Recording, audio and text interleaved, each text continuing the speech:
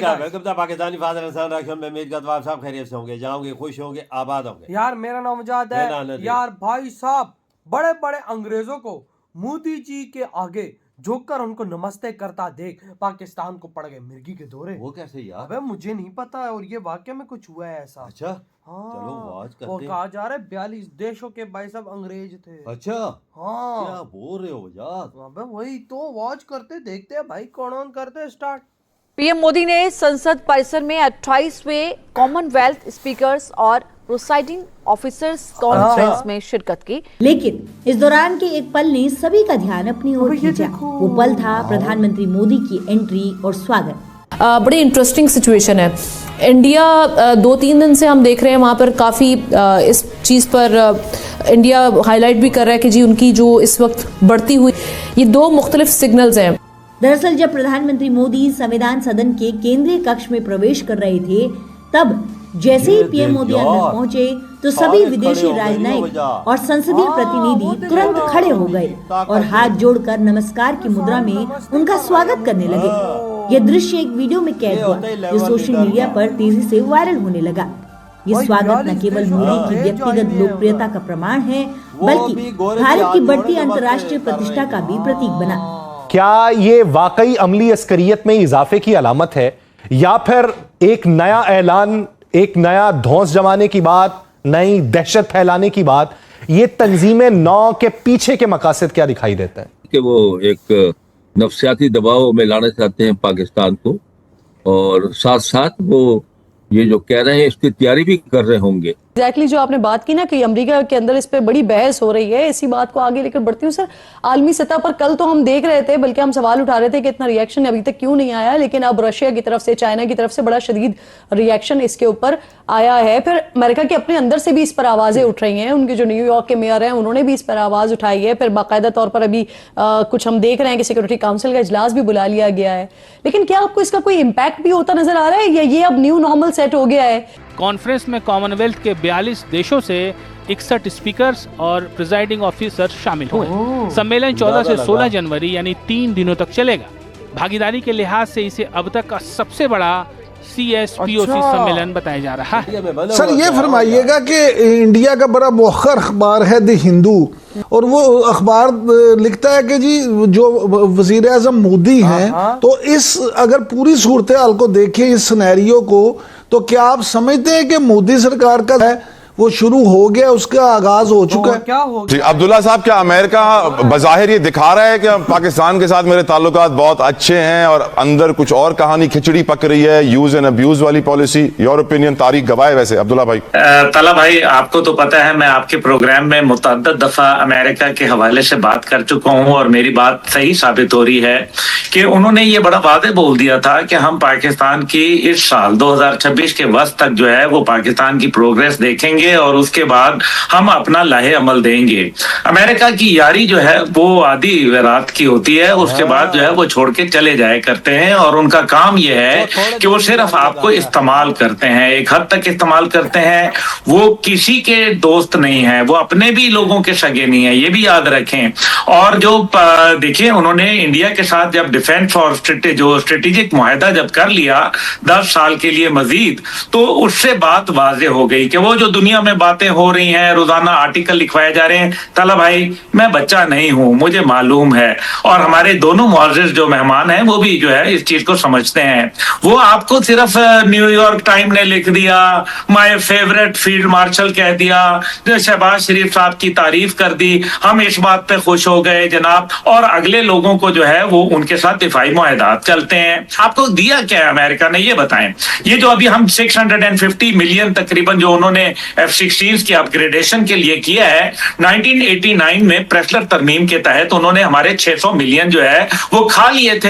ये तो वही पैसे हैं जो हमें दिए गए हैं। डोनाल्ड ट्रंप ने ट्वीट किया था पाकिस्तान से तेल निकाल के इंडिया को बेचेंगे। वो सही कह रहे हैं, वो हमारा तेल निकालना चाह रहे हैं। आप समझ रहे हैं वो तेल वो आपको डीन्यूक्लियराइजेशन की तरफ लेके जाना चाहते हैं।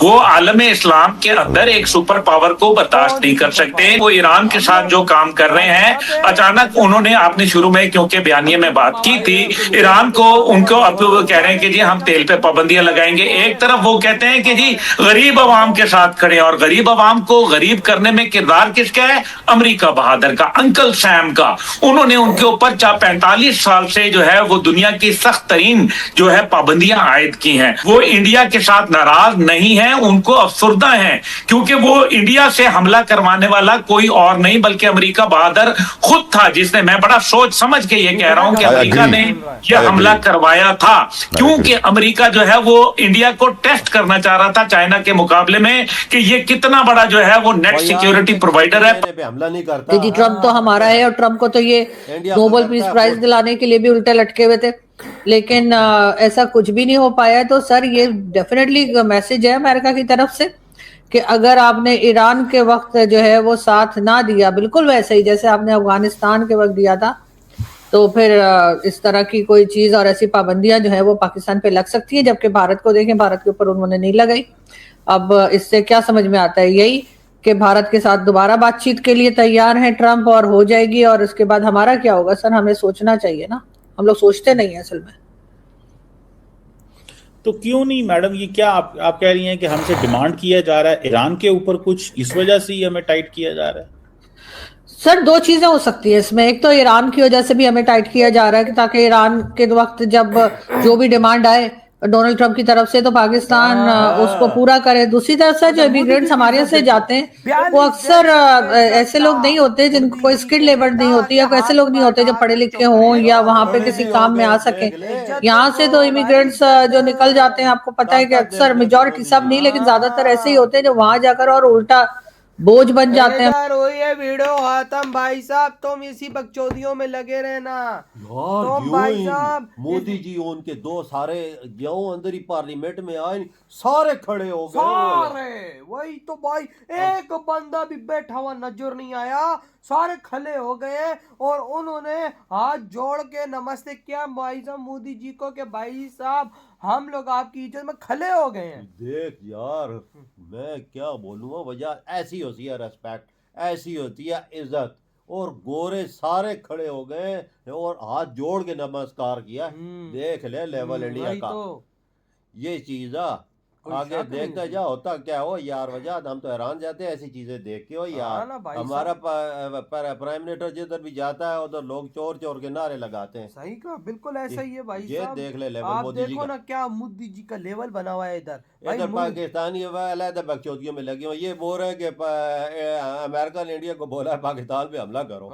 ये देख ले, इंडिया की किसी कहने पे हमला नहीं करता, वो आप खुद करता है जो देखता है। हाँ, इंडिया अपने आप पे खुद सब कुछ करता है, किसी की मनता सुनता नहीं है। और भाई साहब जहां तक बात है गंजेड़ी हफीमी की, वो जो बंदा काख रहा था कि भाई हम मुसलमानों की सुपर पावर है, मुसलमान हम पे थुकता नहीं है, हम पे वो मुद्दे नहीं है यार। और तुम कह रहे हो तुम अगर इतना ही है तुम सुपर पावर, तो मुसलमान देशों ने वीजे क्यों बंद किए हुए हम पे? सारे तुम तो सुपर पावर हो ना। और भाई इस बकचोदी से निकलो, रियलिटी में उतरो, अपना काम करो ताकि कुछ दुनिया के अंदर तुम्हारी पहचान बने। ये नहीं है कि अलग अलग बकचोदियों में लगे हुए हो। आज भारत को देखो ना, जब मोदी जी पार्लियामेंट में बढ़ते हैं तो भाई साहब वहां पर देखो ना उनकी इज्जत कैसी होती है। 42 देशों के राजनेता उधर आए हुए हैं भारत के अंदर। इस बात का हमें नहीं इल्म था, लेकिन भाई अब हमें इल्म हो गया। तो भाई देखो किस तरह से जब मोदी जी पार्लियामेंट में एंटर हुए हैं तो भाई सारे खड़े हो गए हैं। उन्होंने मोदी जी का इज्जत किस तरह से दी, ये चीज दर्शाता है कि इस दुनिया में भारत की इज्जत कितनी है। जिसमें अंग्रेज भी थे और इस्लामी देशों के बंदे भी थे, इस्लामी देशों के थे। मुझे नहीं पता कि इस्लामी थे कि नहीं थे, लेकिन देखो जो भी थे उनके द्वारा जो मोदी जी को इज्जत दी गई है साफ साफ दर्शाती है कि हर एक इस टाइम देश मोदी जी को किंग मानता है। बिल्कुल, भारत को एक सुपर पावर मानता है। भाई आपके क्या थॉट है इस बारे में? इधर ही बड़ा तुम करते